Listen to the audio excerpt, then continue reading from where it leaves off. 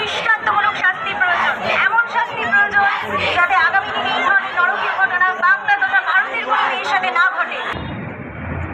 আর আমরা জানি যে আমরা কি কারণে আমরা এখানটায় সবাই একত্রিত হয়েছি, যার উদ্দেশ্য একটাই, জাস্টিস। এই শব্দটা ছোট হলেও এই শব্দটা কিন্তু মানে অনেকটা বড়। সব দিক থেকে মেয়েরা কেন এতটা নিচে নেমে থাকবে, কেন এতটা মানে চেপে থাকবে সমাজের মধ্যে?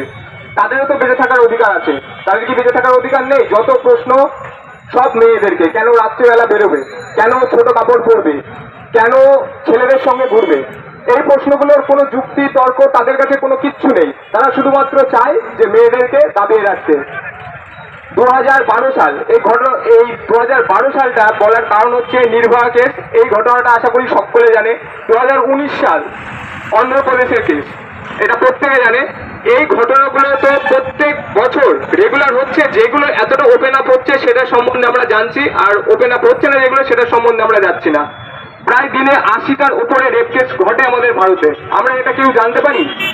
আমরা কোনোদিনই প্রশ্ন করিনি কারোর থেকে। সেটা হচ্ছে আমাদের সবথেকে বড় ভুল মেয়েদের। তাদেরকে প্রশ্ন করতে হবে, তাদেরকে ছোটবেলা থেকে শেখাতে হবে যে হচ্ছে এই যে জিনিস, এই যে ঘটনাগুলো হচ্ছে কি কারণে হচ্ছে, উদ্দেশ্যটা কি। আমরা মনে হয় জানেন না, প্রায় 70% এই ঘটনা হয় মেয়েদের সাথে তাদের খুব কাছের লোকজনের থেকে। মানে শিক্ষক হতে পারে, অথবা হোম টিউটার হতে পারে, অথবা হতে পারে তাদের কোনো আত্মীয়। তো এই জিনিসটা আমরা যখন কোনো মেয়ের সঙ্গে, কোনো বাচ্চা মেয়ের সঙ্গে এই ঘটনাটা ঘটে, তার মা বাবা কি বলে? তার মা বাবা প্রশ্ন করে উল্টে যে তোমার এই কথাটা বলার কি দরকার, তুমি এখনো ছোট আছো, তুমি এগুলো সম্বন্ধে কিছু জানো না। এবার এই জিনিসটাকে উচিত আমাদেরকে ছোটবেলা থেকে তাদেরকে শেখাতে হবে যে তাদের উদ্দেশ্যটা। If in India the law was stricter like the Arab countries, minimum 25,000 plus rape victims would have been saved. Once there was a period when men used to respect women like they looked at them like their own mother.